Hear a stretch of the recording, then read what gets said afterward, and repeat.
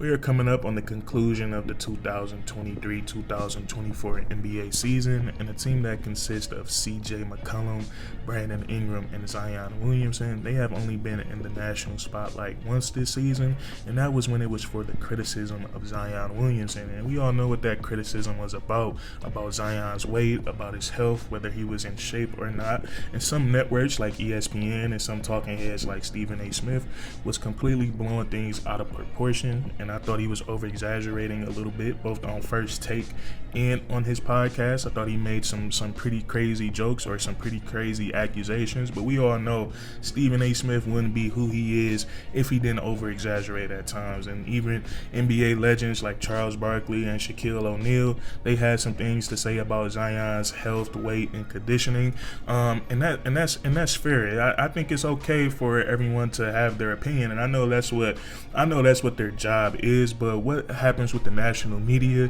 They fail to take everything into consideration at times. We look at the first 19 games of the season for the New Orleans Pelicans. They're missing Trey Murphy, and I know we look at a player like Trey Murphy. A lot of people might not know who he is, and I don't know if you guys watch TNT, man, but them guys do not really know who these guys are outside of the stars on the basketball team. But Trey Murphy is a player that means so much to the New Orleans Pelicans.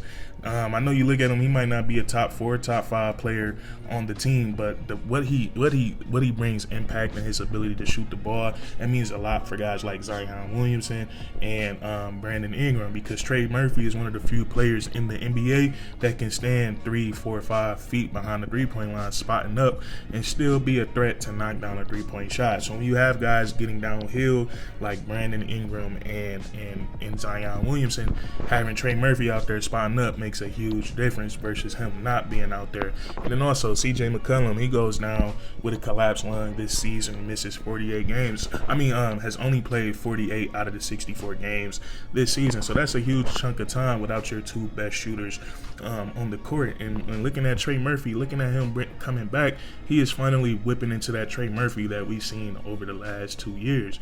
Returning from injury in the month of January and a little bit in the month of February, he struggled with his three-point shot a little bit, only knocking down 29% of his threes, but that all comes with getting back into game shape and getting your legs back under you.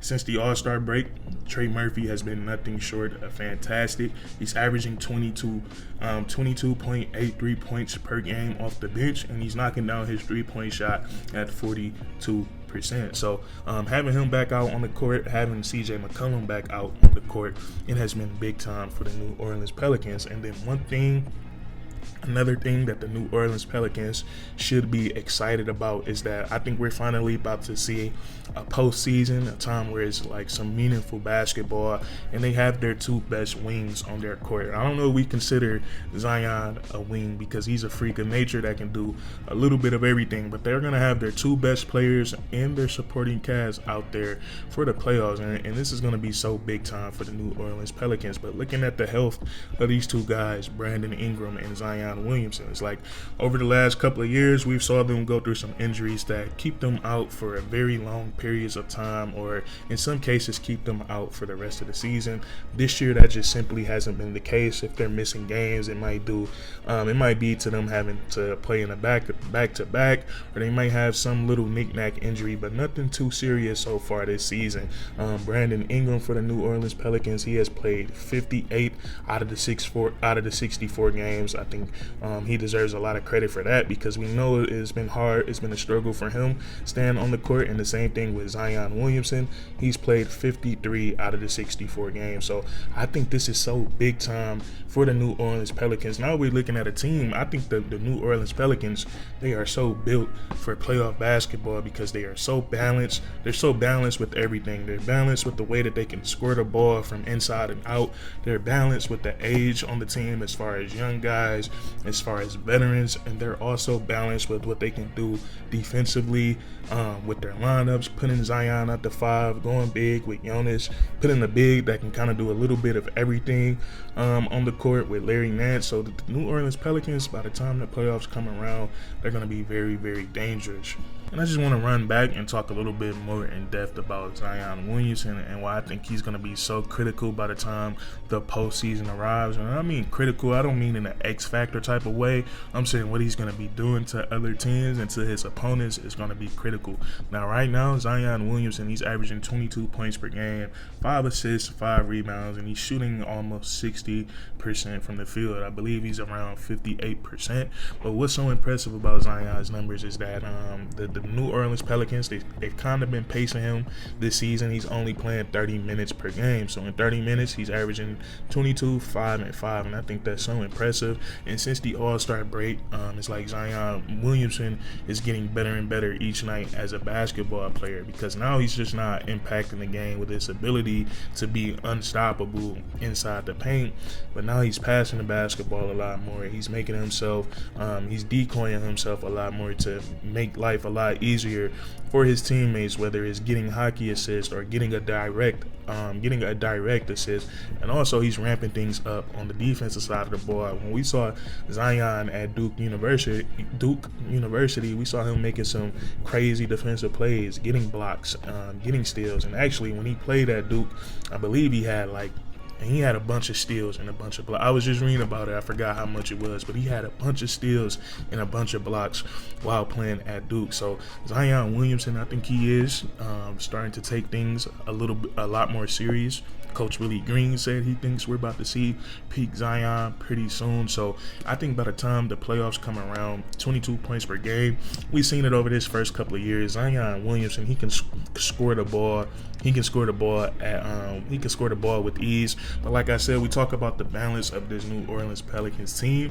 During the regular season, I think it's very smart to lean on that. When you have other guys that can score the ball, like CJ McCollum, Brandon Ingram, and Jonas Valanciunas, we talked about how Trey Murphy has just been so explosive since the NBA All-Star break. So now with Zion Williamson not having to do so much during the regular season, I expect when the rotation shorten and your starters are playing more minutes, Zion Williamson, he's not just going to be averaging 22 points per game. Same thing with Brandon Ingram. Brandon Ingram has kind of been paced throughout this season as well. I talked about this in my last Pelicans video, that you don't usually see teams in the best teams that's in the hunt for the playoffs, contending for a championship. During the regular season, we don't really see the two best players on the team, Zion Williamson at 30 minutes and Brandon Ingram at 33 minutes per game. That's not really something we see. We look at all these other teams throughout the West, their best players are playing 35, 36 minutes per game. So Brandon Ingram, he's kind of been paced this season too. But the same thing with him. By the time the playoffs come around, we've seen what he did against the Phoenix Suns. I watched every game of that series, and Brandon Ingram looked like the best player on the court. It looked like he won none, and he had Mikal Bridges on him, and this wasn't the same Mikal Bridges today. That's not really what he was defensively, because he's doing so much on the offensive side of the ball, but that was Mikal Bridges when he was just strictly shoot threes and lock down the opposing team's best player, and Brandon Ingram was out there cooking him. So Brandon Ingram, he takes his game to a whole new level in the playoffs. And then they have a savvy veteran guard at the point guard position who can knock down the three-point shot and who's been in so many big-time playoff games, and that's CJ McCollum. So the New Orleans Pelicans, man, nobody realizes all of these things about this team. They sit at 5th place currently in the Western Conference. They're like 2 games behind the Los Angeles Clippers, and with the way things are shaping up in the Western Conference, nothing is set in stone right now with the injuries to the Timberwolves, the Oklahoma City Thunder. They're a really good team, but I don't think they're invulnerable. The only team that I think is really invulnerable right now is the Denver Nuggets. I watch those guys play, and I just think, like, well, what's the answer for this perfect starting five, this perfect offense that they have out there? But the Western Conference playoffs is going to be so exciting, guys. Like, if we get LeBron James in there, we get the Los Angeles Clippers in there, the New Orleans Pelicans, and then you have the young teams like the Oklahoma City Thunder, and you have the Minnesota Timberwolves. All these teams in the Western Conference, man, the playoffs is going to be so exciting. But that's going to be it. That's what I want to talk about with you guys today. If you enjoyed, please leave a like, comment down below if you agree or disagree, and subscribe for more weekly content. We do this all the time, man, and that's curtains.